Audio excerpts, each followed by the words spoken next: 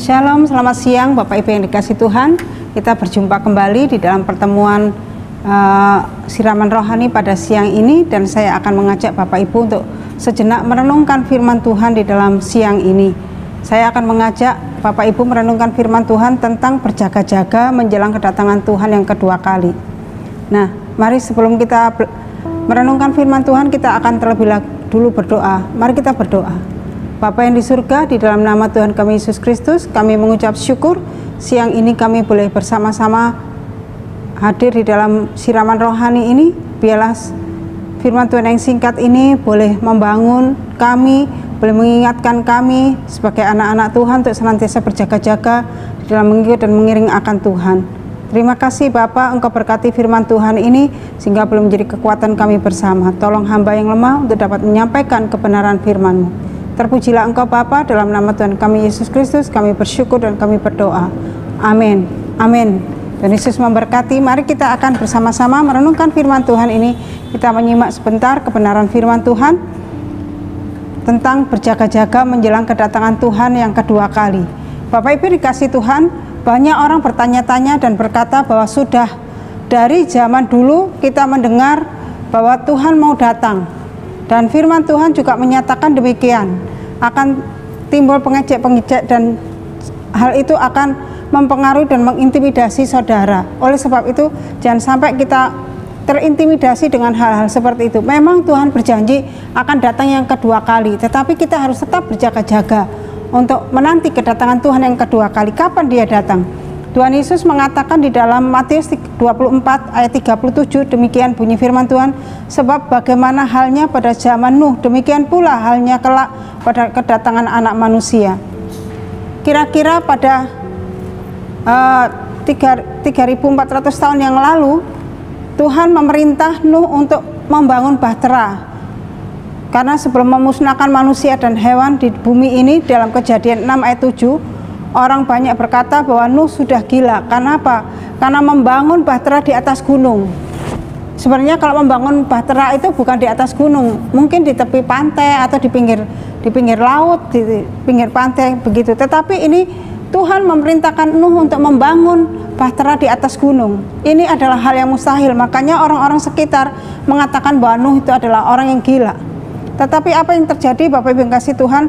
Begitu Nuh tetap taat kepada perintah Tuhan itu, bahkan Bapak Ibu yang kasih Tuhan, Nuh membangun bahtera dengan petak-petak di dalamnya, dan begitu luas bahtera itu. Kalau di sini dijelaskan bahwa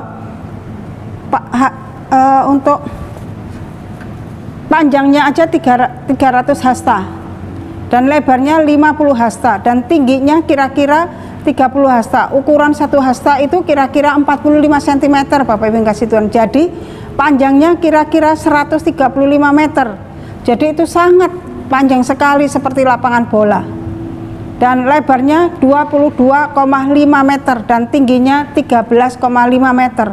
Begitu luar biasa besarnya bahtera ini Bapak Ibu yang kasih Tuhan. Dan juga dibangun 3 lantai, dibuat 3 lantai, dan masing-masing letak atap, pintu-pintu semua dipersiapkan untuk Nabi Nuh, istrinya dan anak-anak serta menantu, dan juga hewan-hewan yang dimana yang diperintahkan Tuhan untuk dibawa. Di situ yang dibawa adalah hewan-hewan, sepasang hewan yang dikatakan haram dan juga yang tidak haram ada 7 pasang. Ketika Nabi Nuh masuk ke dalam bahtera itu, maka Bapak Ibu yang kasih Tuhan, hujan pun turun 40 hari 40 malam. Bisa dibayangkan Bapak Ibu yang kasih Tuhan, hujan 40 hari 40 malam. Kalau di Jakarta hujan 2 hari 2 malam saja Jakarta sudah banjir ya. Apalagi ini 40 hari 40 malam.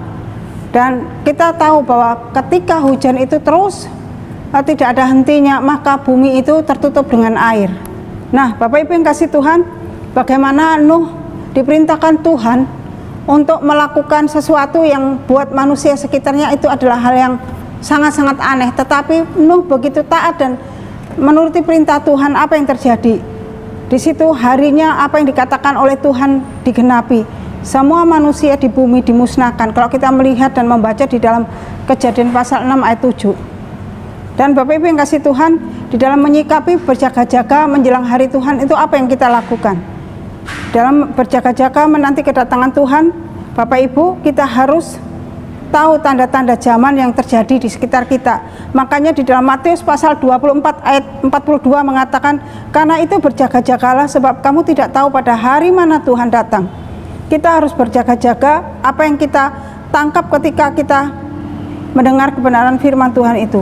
Bapak Ibu yang kasih Tuhan, berjaga-jaga bukan berarti kita berjaga seperti di depan pintu supaya tidak ada maling, bukan begitu. Tetapi berjaga-jaga ini adalah Bapak Ibu yang dikasih Tuhan, bagaimana kita menyikapi kebenaran firman Tuhan yang boleh mengajarkan kita bagaimana kita menanti kedatangan Tuhan itu dengan sikap hati, dengan segala keberadaan hidup kita.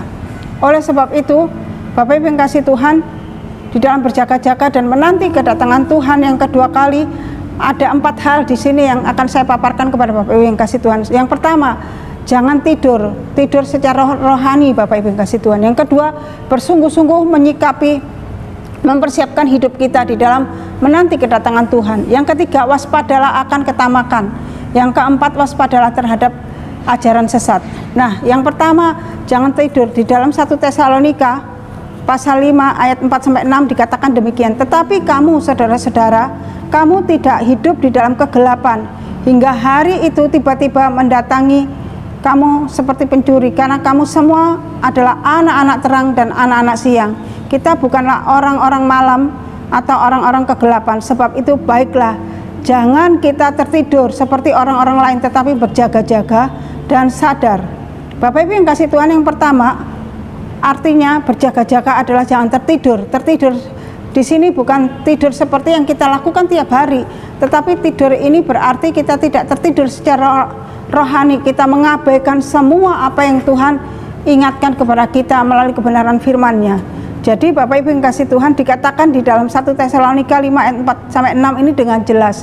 Dikatakan, tetapi kamu saudara-saudara, kamu tidak hidup dalam kegelapan sehingga hari itu tiba-tiba mendatangi kamu seperti pencuri, karena kamu semua adalah anak-anak terang dan anak-anak siang. Kita bukanlah orang-orang malam atau orang-orang kegelapan. Sebab itu baiklah, jangan kita tidur seperti orang-orang lain, tetapi berjaga-jagalah dan sadarlah. Jadi di sini Bapak Ibu yang kasih Tuhan, kita ini bukan orang yang hidup di dalam kegelapan. Kita ini bukan orang yang selalu mengabaikan apa kebenaran firman Tuhan, tetapi dalam setiap kehidupan kita senantiasa berjaga-jaga untuk menyambut atau menantikan kedatangan Tuhan yang kedua kali. Sehingga pada saat harinya tiba mendatangi kita, Bapak Ibu yang kasih Tuhan, dikatakan oleh firman Tuhan, hari itu seperti pencuri, tetapi kita ini adalah dikatakan anak-anak terang dan anak-anak siang. Dan pada saat itulah kita, Bapak Ibu yang kasih Tuhan, dapat mempersiapkan diri untuk menyambut kedatangan Tuhan yang kedua kali. Bagaimana saudara dan saya? Apakah kita sudah siap berjaga-jaga untuk menantikan Tuhan datang yang kedua kali? Bapak Ibu yang kasih Tuhan, ini yang perlu kita perhatikan. Nah, di dalam Roma pasal 13 ayat 11-12 mengatakan demikian.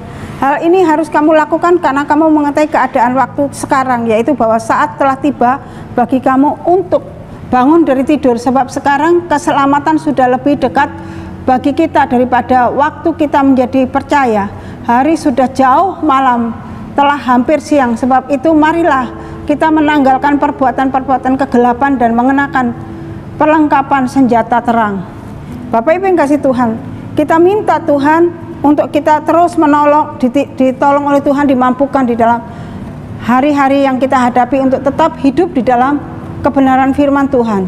Karena firman Tuhan dengan jelas pada harinya semakin dekat, dan kita percaya bahwa Tuhan Yesus yang akan terus menolong dan menopang kita. Oleh sebab itu Bapak Ibu yang kasih Tuhan, kita bersyukur ketika Tuhan memberikan perintah untuk kita harus bangun dari tidur, dan juga Tuhan memberikan solusinya di dalam Roma 13 ayat 12 tadi. Hari sudah jauh malam, telah hampir siang. Sebab itu marilah kita menanggalkan perbuatan-perbuatan kegelapan, mengenakan perlengkapan senjata terang. Bapak Ibu yang kasih Tuhan, kita tinggalkan semua, yaitu perbuatan-perbuatan kegelapan. Apa yang ada di dalam hidup kita ini, perbuatan-perbuatan yang sering menyakiti hati Allah, itu semua kita tanggalkan. Dan kita masuk dan mengenakan, dikatakan perlengkapan senjata terang di dalam Roma pasal 13 ayat 12. Oleh sebab itu Bapak Ibu yang kasih Tuhan, kita bersyukur kalau kita diperlengkapi oleh Tuhan dengan senjata itu, sehingga kita dapat masuk di dalam peperangan rohani bersama dengan Tuhan Yesus yang memperlengkapi kita dengan senjata-senjata perang. Nah, tapi apakah kita mau mengenakannya itu, atau kita hanya mau menuruti hawa nafsu kita?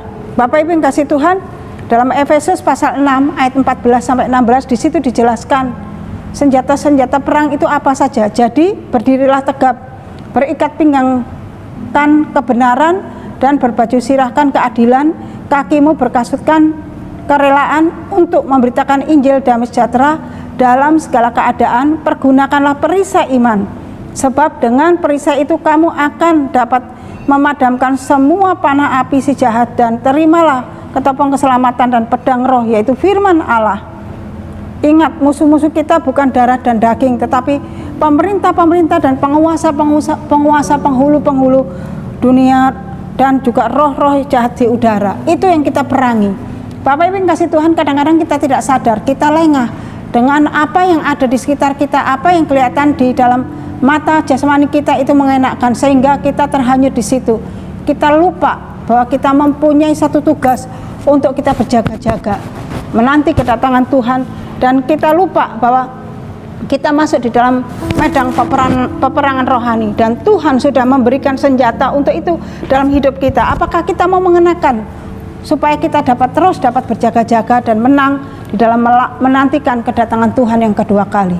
Nah, Bapak Ibu yang kasih Tuhan, kalau kita mengingat betapa mengerikan musuh kita yang tidak kelihatan secara kasat mata rohani ini, tetapi mata jasmani kita, tetapi hanya bisa dilihat dengan mata rohani kita. Oleh sebab itu, Bapak Ibu yang kasih Tuhan, kita harus bersungguh-sungguh di dalam kita menantikan kedatangan Tuhan. Yang pertama tadi, jangan kita tertidur secara rohani di dalam kita menantikan kedatangan Tuhan yang kedua kali.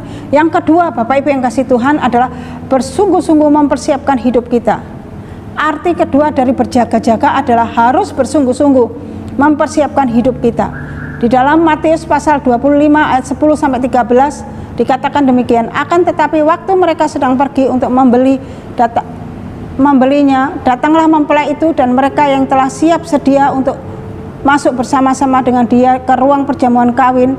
Lalu pintu ditutup, kemudian datanglah juga gadis-gadis yang lain itu dan berkata, Tuhan, Tuhan, bukakanlah kami pintu. Tetapi ia menjawab, aku berkata kepadamu, sesungguhnya aku tidak mengenal kamu. Karena itu berjaga-jagalah, sebab kamu tidak tahu akan hari manapun akan saatnya. Bapak Ibu yang kasih Tuhan, kapanpun Yesus datang kita harus siap. Kenapa? Firman Tuhan di atas ini menceritakan bagaimana mengenai perjamuan pernikahan. Persiapan pernikahan tidaklah sesederhana kalau kita melihat kejadian menjadi tamunya, tapi segala sesuatu yang dipersiapkan dengan baik, khususnya pengantin wanitanya mempersiapkan mulai dari semuanya. Bapak Ibu yang kasih Tuhan, kalau kita melihat dalam Matius 25 ini adalah tentang perumpamaan 10 gadis bijaksana dan 5 gadis bijaksana dan 5 gadis yang bodoh. Yang 5 mempersiapkan diri untuk menyambut mempelai pria, tetapi yang 5 tidak mempersiapkan diri, sehingga Bapak Ibu yang kasih Tuhan, ketika mempelai itu datang, di situ Bapak Ibu yang kasih Tuhan, dia lantarannya itu adalah padam, di mana dia tidak bisa masuk untuk menyambut mempelai yang datang, dan sehingga dia ketika dia minta kepada 5 gadis yang bijaksana tadi, Bapak Ibu yang kasih Tuhan, mereka mengatakan bahwa dia harus membeli untuk menyiapkan itu. Dan ketika dia sudah membeli dan sudah mengisi pelitanya, Bapak Ibu yang kasih Tuhan, ternyata pintu sudah ditutup. Dan ketika dia mengetuk pintu itu, dan apa kata mempelai itu? Dikatakan, aku tidak mengenal engkau. Dan sungguh menyakitkan hal ini. Waktu dia mengetuk pintu itu, dia berkata, Tuhan, Tuhan, bukakan pintu. Tetapi ia menjawab, aku berkata kepadamu, sesungguhnya aku tidak mengenal kamu. Karena itu berjaga-jagalah, sebab kamu tidak tahu akan hari manapun akan saatnya. Bapak Ibu yang kasih Tuhan, kalau perkataan ini ditujukan kepada saya dan Bapak Ibu sekalian, begitu mengerikan sekali. Terus selama kita diberikan kesempatan, apa yang kita lakukan? Kita mengabaikan kesempatan itu, kita menyia-nyiakan kesempatan itu, sehingga ketika waktunya tiba, kita tidak bisa berbuat apa-apa. Bapak Ibu yang kasih Tuhan, penyesalan itu tidak akan ada artinya. Kenapa? Karena semuanya sudah berakhir, nggak ada kesempatan lagi. Oleh sebab itu ketika kita diberikan kesempatan untuk kita berjaga-jaga dengan sungguh-sungguh mempersiapkan hidup kita untuk menyambut kedatangan Tuhan yang kedua kali, Bapak Ibu yang kasih Tuhan, waktu itu adalah waktu yang sangat baik kita lakukan. Seperti 5 gadis bijaksana tadi, mempersiapkan hidupnya untuk menyambut mempelai datang. Nah, Bapak Ibu yang kasih Tuhan, mari kita bersama-sama untuk mempersiapkan diri menyambut kedatangan Tuhan yang kedua kali. Kalau kita melihat Bapak Ibu yang kasih Tuhan, di dalam Matius 25 ayat yang kelima dikatakan, tetapi karena mempelai itu lama tidak datang-datang juga, mengantuklah mereka semua lalu tertidur. Kalau kita melihat dalam masalah ini Bapak Ibu yang kasih Tuhan, hal yang sangat mengerikan. Kita menunggu, menanti-nanti kedatangan Tuhan Yesus yang kedua kali.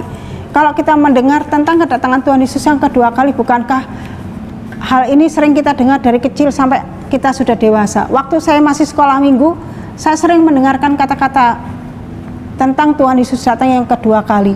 Berjaga-jagalah dan berdoalah karena kedatangan Tuhan sudah dekat. Nah, sedekat apa? Sampai dari kecil sampai saya hari ini sudah umur 50 begini, sampai hari ini belum datang Bapak Ibu yang kasih Tuhan. Sedekat apakah Tuhan itu datangnya? Nah, tetapi Tuhan memberikan satu solusi dalam hidup kita supaya kita berjaga-jaga untuk menanti kedatangan Tuhan dan kita tidak lengah. Tuhan juga mempersiapkan kita untuk diberikan senjata peperangan untuk kita masuk di dalam medan peperangan rohani. Nah, itu yang perlu kita perhatikan Bapak Ibu yang kasih Tuhan. Karena Bapak Ibu yang kasih Tuhan, seringkali kita lengah di dalam hal-hal yang ada di sekitar kita, sehingga kesempatan yang diberikan Tuhan untuk kita terus berjaga-jaga itu kita abaikan. Dan ketika saatnya datang seperti kejadian di bagaimana kondisi pada saat kondisi Nuh, semua orang sudah terlambat. Waktu itu mereka mengejek Nuh, mengapa dia membuat bahtera di atas gunung, dan itu adalah hal yang mustahil. Makanya menganggap Nuh adalah orang yang gila. Tetapi pada saatnya datang, mereka baru sadar bahwa pada saat itulah akan terjadi hal yang mengerikan. Bagaimana kalau itu terjadi dalam hidup saudara dan Bapak Ibu sekalian? Apakah Bapak Ibu sudah siap menyambut kedatangan Tuhan yang kedua kali? Oleh sebab itu kesempatan ini adalah kesempatan yang baik untuk kita untuk terus berjaga-jaga dalam menyambut kedatangan Tuhan yang kedua kali. Yang pertama, jangan tertidur. Yang kedua adalah bersungguh-sungguh mempersiapkan hidup kita untuk menanti kedatangan Tuhan yang kedua kali. Nah, Bapak Ibu yang kasih Tuhan, yang ketiga adalah waspada akan ketamakan. Mari siap sedia kita harus berwaspada akan ketamakan. Kalau di dalam Lukas 12 ayat 15 sampai 21 di situ dijelaskan, katanya lagi kepada mereka, berjaga-jagalah dan waspadalah terhadap segala ketamakan. Sebab walaupun seorang berlimpah-limpah hartanya, hidupnya tidaklah tergantung daripada kekayaannya itu. Kemudian ia mengatakan kepada mereka suatu perumpamaan, katanya, ada seorang kaya, tanahnya berlimpah-limpah hasilnya. Ia bertanya dalam hatinya, apakah yang harus aku perbuat? Sebab aku tidak mempunyai tempat di mana aku dapat menyimpan hasil tanahku. Lalu katanya, inilah yang akan aku perbuat. Aku akan merombak lumbung-lumbungku dan aku akan mendirikan yang lebih besar, dan aku akan menyimpan di dalamnya segala gandum dan barang-barangku.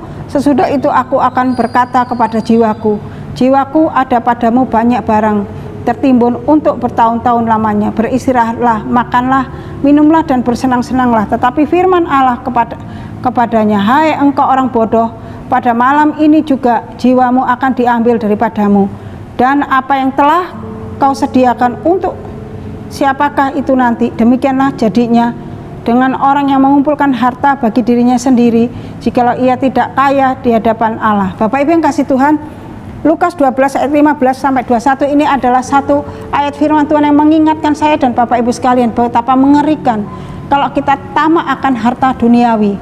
Ketika kita merasa bahwa semua harta kita yang kita timbun, yang kita kumpulkan, dan setelah itu kita akan menikmati semua kekayaan itu yang membuat jiwa kita menjadi tenang dan membuat kita dapat menikmati hidup secara jasmani. Tetapi pada saat itu ketika kita mau menikmati dan bersenang-senang, pada saat itu harinya tiba.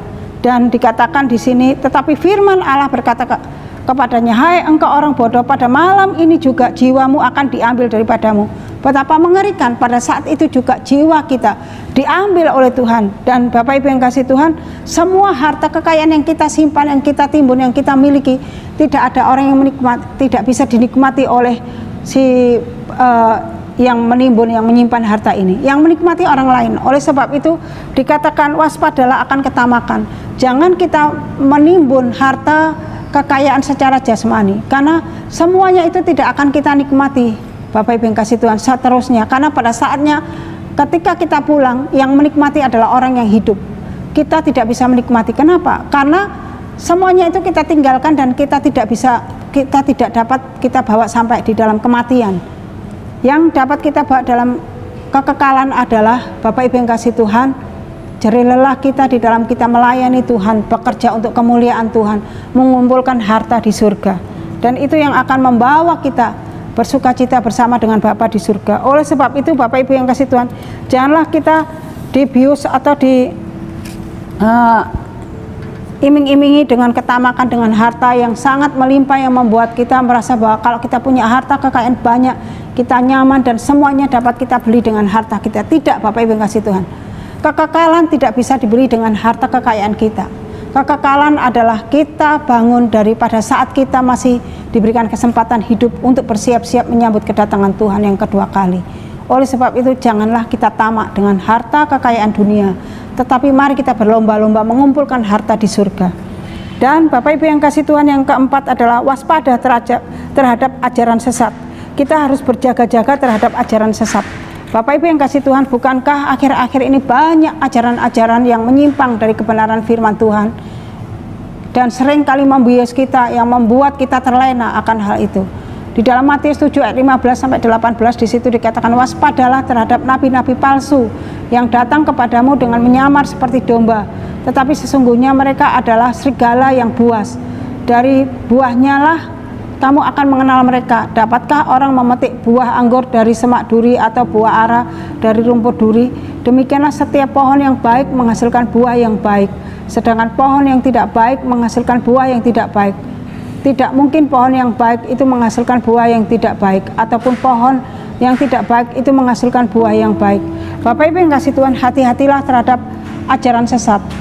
Hari-hari ini banyak ajaran yang kelihatannya benar, sesuai dengan kebenaran firman Tuhan, tetapi Bapak Ibu yang kasih Tuhan, kalau kita cermati dengan teliti, ternyata ajaran itu menyimpang jauh dari kebenaran firman Tuhan. Oleh sebab itu bagaimana kita dapat mengerti bahwa itu ajaran yang benar sesuai dengan kebenaran firman Tuhan atau ajaran yang menyesatkan?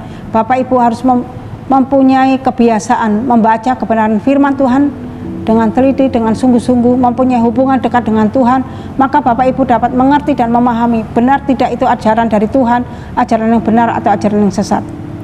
Oleh sebab itu mari kita bersama-sama Bapak Ibu yang kasih Tuhan belajar untuk kita tidak disesatkan dengan ajaran-ajaran yang menyesatkan kita, ajaran-ajaran palsu yang menyimpang dari kebenaran firman Tuhan, sehingga kita menjauhkan diri dari Tuhan. Oleh sebab itu firman Tuhan pada hari ini boleh mengingatkan saya dan Bapak Ibu sekalian untuk kita tetap waspada terhadap ajaran sesat, terhadap ketamakan, dan juga kita bersungguh-sungguh di dalam menanti Tuhan, dan juga kita tidak tertidur di dalam menanti kedatangan Tuhan. Bapak Ibu yang kasih Tuhan, oleh sebab itu sebagai penutup, Bapak Ibu yang kasih Tuhan, di dalam kebenaran firman Tuhan pada hari ini, yang pertama berjaga-jaga dan dengan bangun tidur, jadi tidak tertidur terus-menerus dan tidak mengabaikan kebenaran firman Tuhan.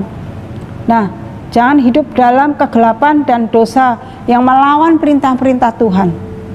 Jangan kita terus hidup bercela dan menjauhkan diri dari hadapan Tuhan. Tetapi Bapak Ibu yang kasih Tuhan, biasakan hidup kita untuk berjaga-jaga terus di dalam Tuhan, sehingga kita ketika harinya datang, kita tetap mempunyai kesiapan. Dan Bapak Ibu yang kasih Tuhan, kita menyambut kedatangan Tuhan dengan penuh sukacita.